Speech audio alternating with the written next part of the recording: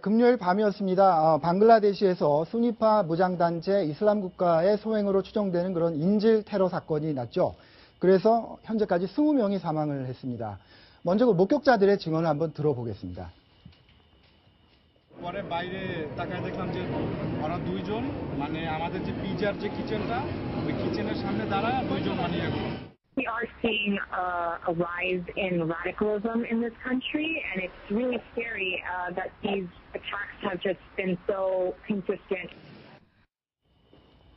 허진석 처장. 네. 희생자의 대부분이 외국인이라고 합니다. 어떻게 된 건가요? 네, 사건이 발생한 지역이 대사관들이 밀집되어 있는 곳에 유명한 음식점이어서 그런 사건이 일어난 거, 그렇게 된 거고요. 1일 오후 9시 20분쯤에 홀리 아티잔 베이커리라는 식당에서 말씀하신 대로 대사관들이 밀집되어 있는 지역인데 외국인들을 비롯해서 많은 손님들이 있는 때에 저렇게 테러범들이 칼과 총을 들고 진입을 해서 인질극을 벌이다가 이렇게 20여 명이 사망하는 참사가 일어나게 된 겁니다. 네, 아마 그 이탈리아 대사관 직원들 바로 옆에 있답니다. 이탈리아 대사관 옆에 있어서 이탈리아 희생자가 9명으로 제일 많았는데요. 희생자가 다행히 한국인은 없습니다만 일본 희생자가 7명이나 됐다 그럽니다. 그렇죠? 네, 일본 말씀하신 대로 일본하고 이탈리아 쪽에서 사상자가 많았고요. 미국인 1명, 인도인 1명, 방글라인 2명 등 그렇게 다국적 여러 나라에서 온 분들이 피해를 입었습니다. 그렇습니다. 그래서 일본의 정부 대변인이 성명까지 발표를 했는데 한번 들어보시겠습니다.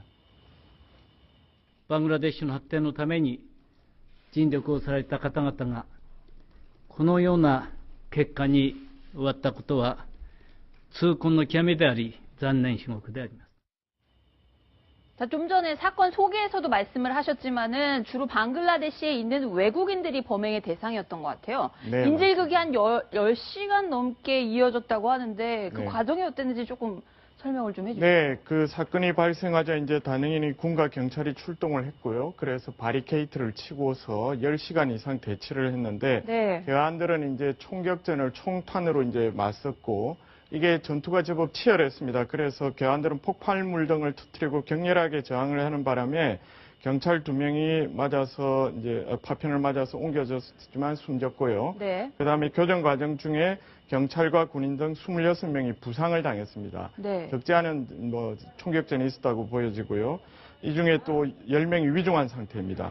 방글라데시 현장군이 이제 초기에는 석방 교섭을 벌였지만 진전이 없자 10시간 만인 2일 오전에 진압작전을 벌이게 된 겁니다. 네, 황성준 의원님, 이 이슬람 계통 쪽의 테러리스트 집단에 대해서 많은 연구를 하셨던 걸로 아는데 이 라마단 기간 그러면 뭔가 금식하고 되게 절제된 생활을 하는 걸로 알고 있는데 IS, 이슬람 국가 이 사람들은 도대체 왜 이 기간을 택했어 이렇게? 그러니까 지금 맞습니다. 이제 라마단 기간이라고 하는 것은 굉장히 무슬림들의 성스러운 기간입니다. 그때문에 그때는 이제 금식을 하고 또 저녁 때 가난한 이웃한테 음식을 나눠주고 그런 행사인데요.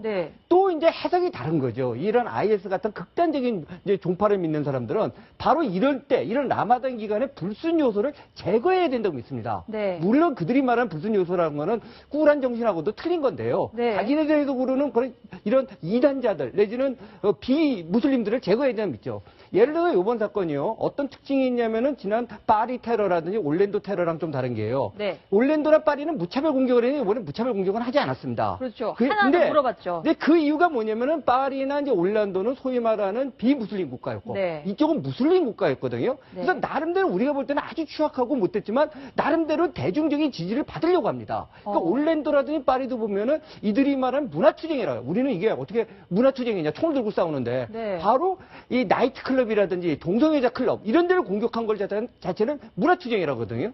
그렇기 때문에 이번에는 이제 문화투쟁의 또 대상이 된 게 뭐냐면 이 지역 다칼 가보시면은요. 이 지역을 또 현지인들 같은 경우에 굉장히 싫어하는 경향이 있습니다. 사실은 그 지역 같은 경우 굉장히 가장 호화스러운 지역이고요. 우리로 치면은 현지인들이 그러니까 외국인들이 주로 있는 데고 그래야 아마 라마단 같은 것도 좀 잘 지킨다 이런 인식들이 그러니까 물론 이제 그들의 그 문화적 코드인데 이런 것이 강한 지역이거든요. 이런 데를 때려갖고 전체는 아니지만 일부라도 여기에 동조 세력을 규합해내려고 하는 그런 시도였습니다. 근데 방글라데시가 인구가 80% 이상이 이슬람인데 그런 나라에서 이런 테러를 자행하면은 규합이 될까요? 아니 그러니까요. IS가 목표하는 건 무슬림 80%가 전체가 아닙니다. 그중에서 적게는 10%, 많게는 20%만 획득을 하면 대단하다고 보는 거죠. 아까 말한 방글라데시 인구가 얼마입니까? 거기서 80%가 무슬림이고 거기서 다시 10% 내에서 20%만 규합을 하더라도 네. 굉장한 세력을 얻을 수 있는 거고 네. 그다음에 방글라데시가 무슬림이라지만 파키스탄하고는 조금 분위기가 다릅니다.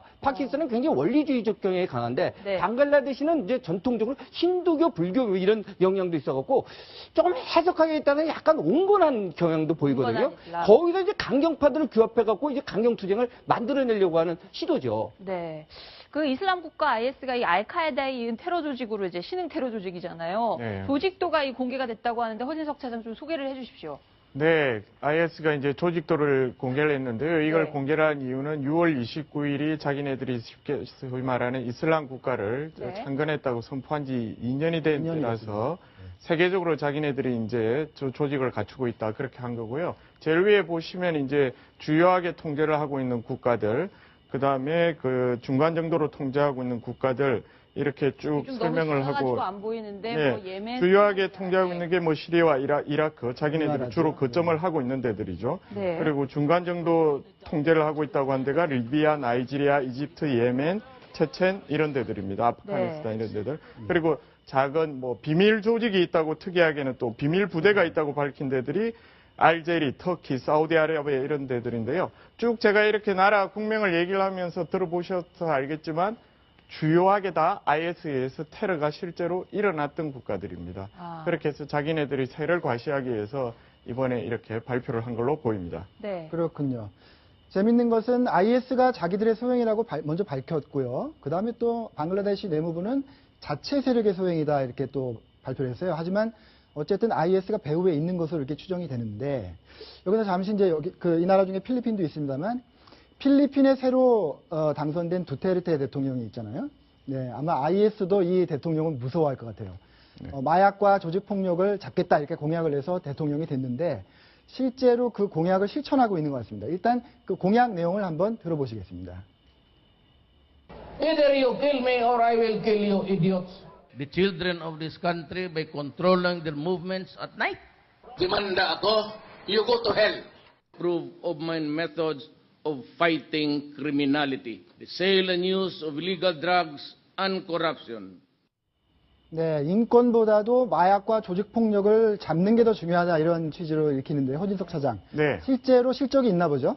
네, 지금 대통령이 당선이 되고 지금 5월 달에 당선이 되고 지금 한 달 정도 조금 지나는 시점까지 15명, 많게는 지금 60여 명을 사살을 했다는 지금 보도가 나오고 있습니다. 그러니까 경찰이나 군인들이 그 마약상을 체포하는 과정 중에 그 직접 사살을 한 숫자들이 그렇게 많다는 것들인데요. 이거는 두테르테 대통령이 포상금 지급 계획을 밝힌 것하고도 연관이 있어 보입니다. 두테르테 대통령 당선되자마자 죽이든 살리든 상관없다. 마약상을 죽이든 살리든 한 사람당 1억 3천만 원 정도 포상금을 지급하겠다고 밝혔고 그 덕분에 자기 목에는 13억의 현상금이 걸렸다는 얘기들이 나오곤 했었습니다.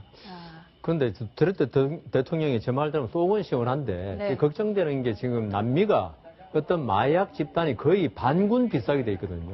그래서 멕시코 같은 경우는 마약 단체가 거의 거기 경찰관을 죽이고 거의 치안을 갖다가 무력화시키는 지금 현상이 벌어지고 있는데요. 마약이라는 게 이게 쉽게 없어지는 범죄가 절대로 아니거든요. 어떤 돈이 달려 있고 하기 때문에 필리핀 같이 정글이 많고 숨어 있을 때가 많은 데서 두테르테 대통령이 저렇게 했을 때 이 마약상들이 어떤 조직화되고 반군처럼 된다면은 앞으로 이 문제가 오히려 더 커질 수도 있다. 그리고 두 번째는 인권 문제에 관해서 필리핀이 좀 미국의 그 식민지들은 저렇게 인권이 조금 약한가 좀 그 문제에서는 좀 걱정스러운 면이 있습니다. 네, 나라밖 소식을 알아봤고요. 다음 북한 소식으로 넘어가 보겠습니다.